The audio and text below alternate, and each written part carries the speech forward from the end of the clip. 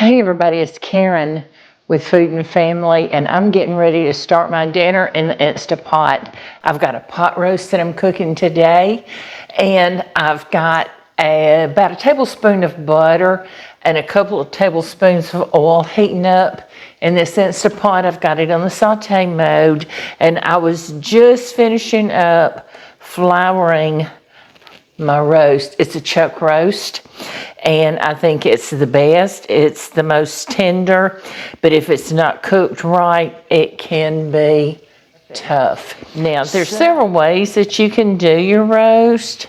I like to do mine in the Instapot or crockpot. You can, let me rinse my hands. You can put it on the stove top, and it takes 3 to 4 hours around medium to medium low heat.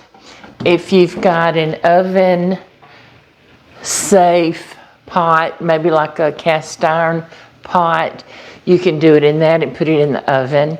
Cook it on about 400 and let it cook 3 hours or so. But what you want is it to fall apart. Okay, so I got my roast browned a little bit. Now I'm going to add a few chopped onions and celery and a little bit of garlic to this pan. I'm going to put about a 1/4 cup of each. This is the celery and onions that we chopped up and put in the freezer. And so we've got them anytime we need it. But later I'm going to come back and I'm going to put some whole onion. I'll probably cut it in half, fresh onion, and put it in there with my potatoes and carrots. I like nothing better than to cut in that big old nice piece of onion. And I'm going to put a little bit of garlic in there too. I think I'm going to put a couple of teaspoons of garlic. And we're not doing away with that good old juice. Y'all know I like to use this chopped garlic in the jar. So let's stir that around for a minute. Oh, this is so good. So now, with those being frozen, it doesn't take long for them to get tender. So now what I want to do is I'm going to put, I like this gravy mix. So I'm going to put some of that in here. I'm going to put, let's try about 3 tablespoons of that gravy mix. And then I've got some beef bouillon. So we've got to be real careful now with our salt.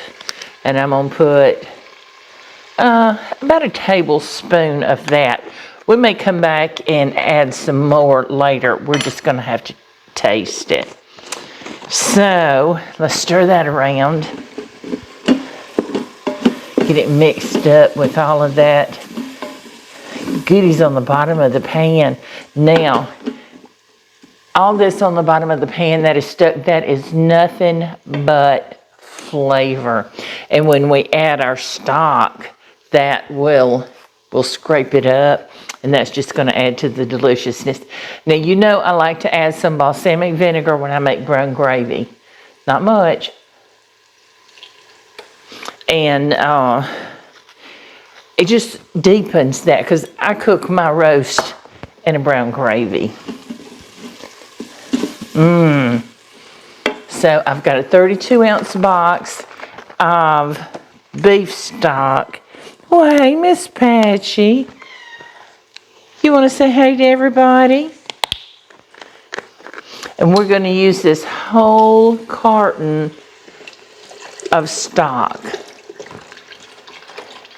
And it's going to get thick and rich.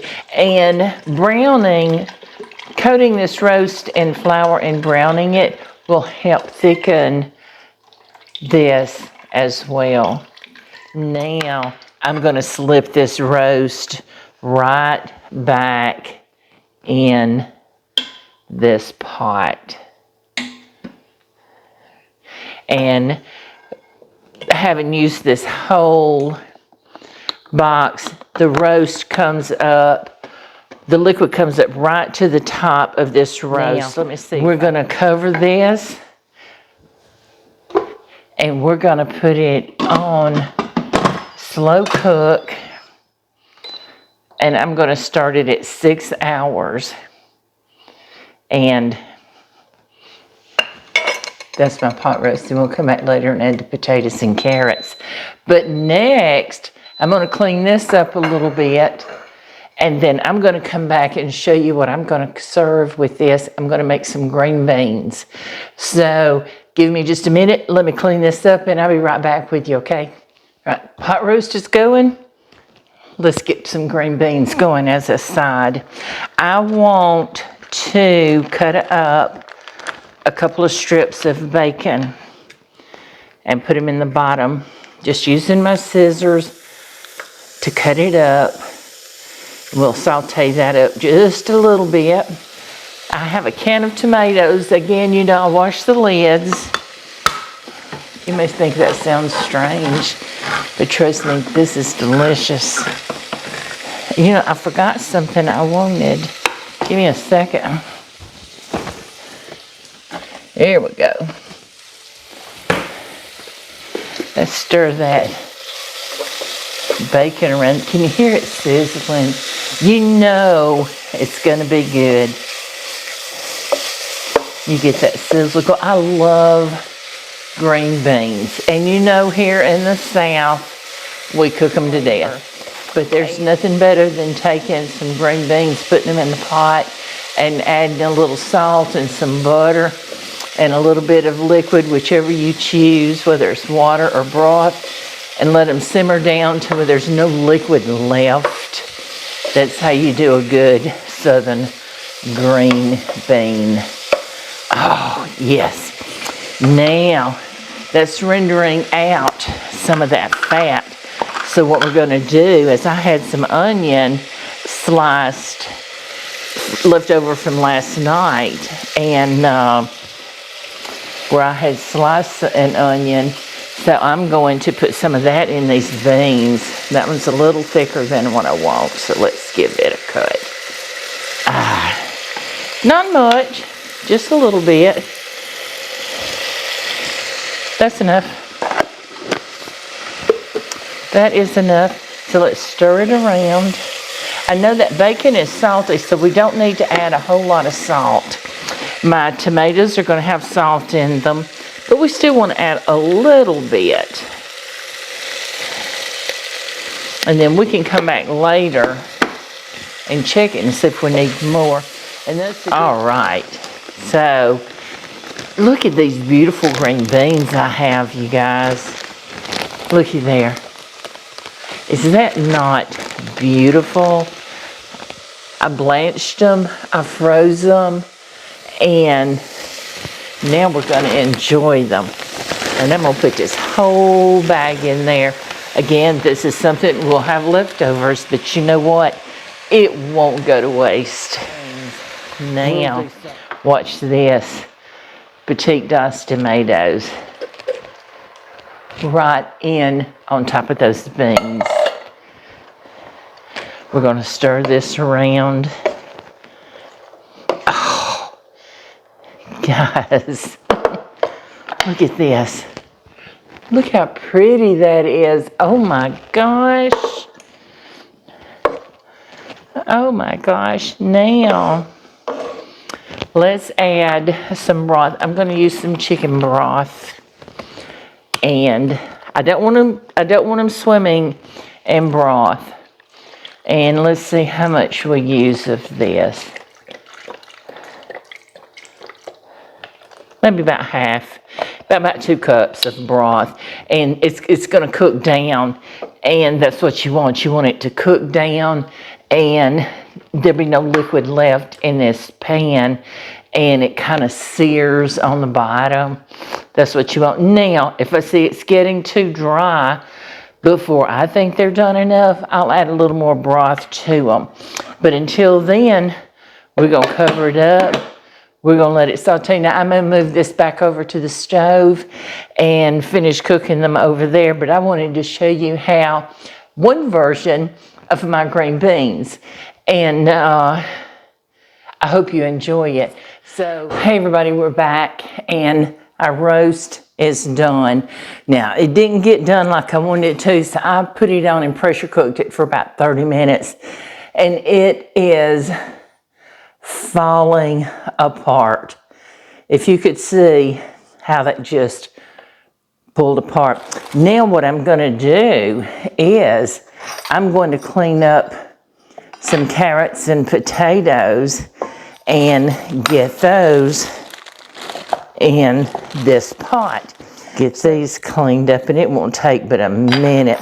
So let me get these carrots scraped and the potatoes peeled, and I'll get all these veggies washed, and we'll come back and we'll add them to this pot, because I have something else I want to show you that I did while we're on break. So hang on with me, okay? Right, I got my onion and all peeled and my potatoes and carrots all cut. So what I'm gonna do is I'm just gonna cut them in nice chunks, and I'm gonna put them over in this pot, in this liquid, and let them cook. I've got it on saute, and what? I've got it on the saute mode. She's begging at my feet. And we're gonna let it cook and simmer for about 30 minutes until these potatoes and carrots and this onion gets done, and it will not take long. Delicious. Now, I could put the whole bag of carrots in there for Mr. Jones and he'd be happy. I'm just gonna cut my onion in half and slip it down inside there. See what it did? Can y'all see that deep, rich gravy in there? Oh my goodness. Yeah, this has been cooking and I can't believe it lets me pick it up like that. So I am going to let that saute for about 30 minutes. Let me get this cleaned up, and I'm going to come back in a minute and I'm going to show you the surprise that I made while we were gone, okay?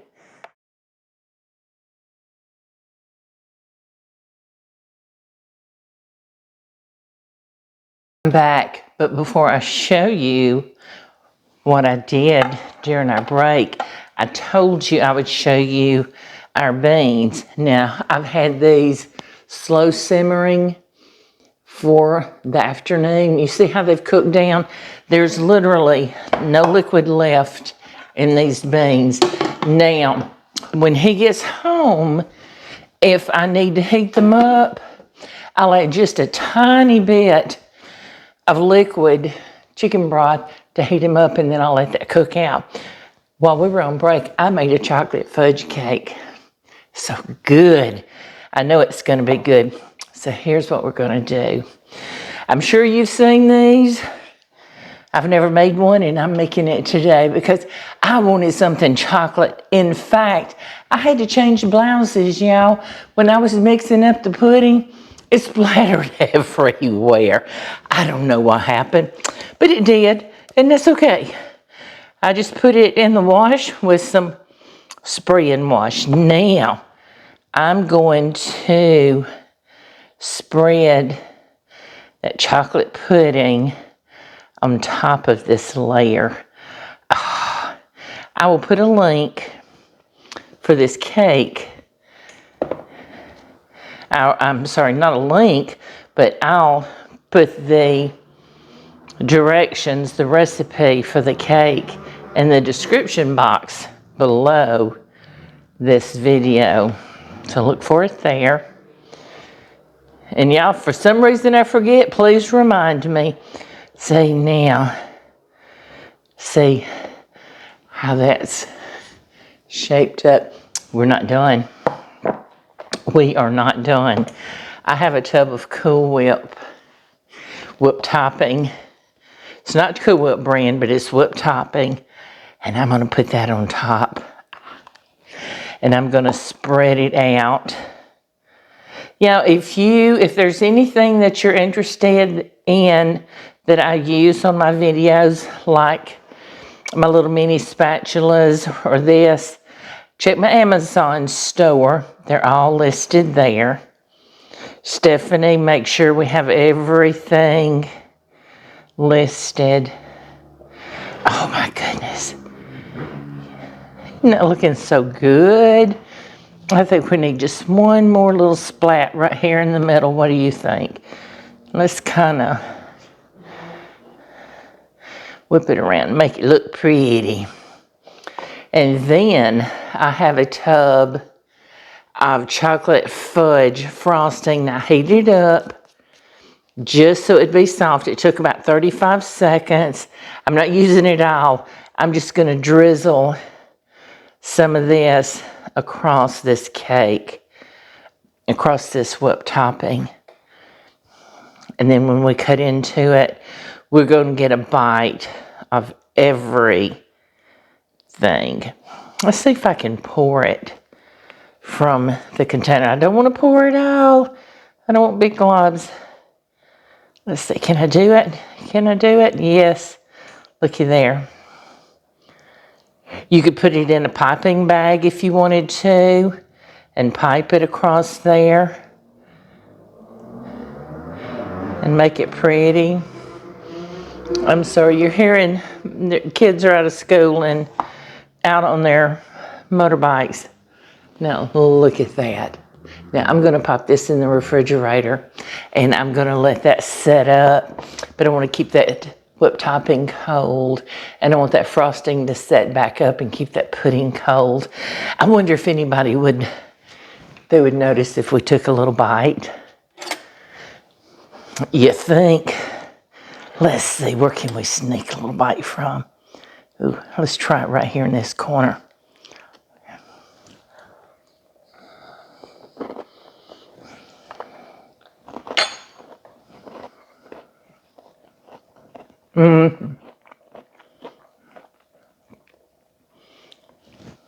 I love chocolate. That's delicious. Thanks for joining me. I'm going to get my roast finished up, and I'll try to link pictures of it once it's done and plated up. But I appreciate you being with me today, and I'll see you real soon. Bye, everybody.